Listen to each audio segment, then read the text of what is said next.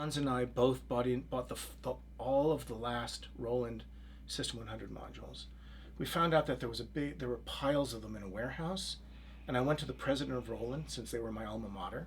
I said, I see that you have these modules. He goes, yeah. I said, how much to sell them? He goes, I'll sell them to you for $25 each if you buy all of them. And there were hundreds and hundreds. So we bought them all.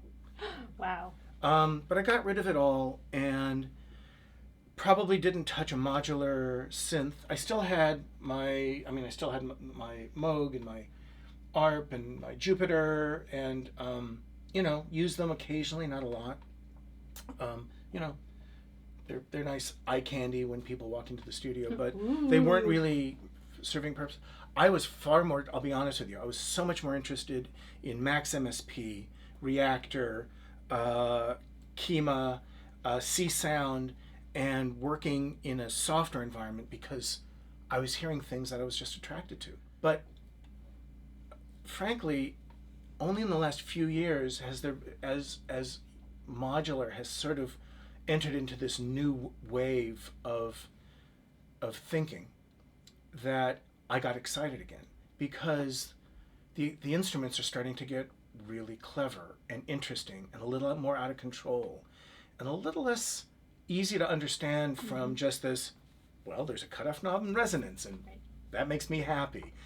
I decided to get back into it only because companies like yours and a tiny handful of others truly excite me and truly make me think, thank you. I want to experiment, because now modules, or just the process of modular synthesis, has gotten more experimental. Look, starting off with an ARP or a VCS3 with a pin matrix, and as the pins get older and they get a little more oxidized, they lose some of their conductivity. So you started to get like weird little blurbs and stuff and little R2D2 noises that you didn't mean to, and then you go, quick, hit record. This is amazing.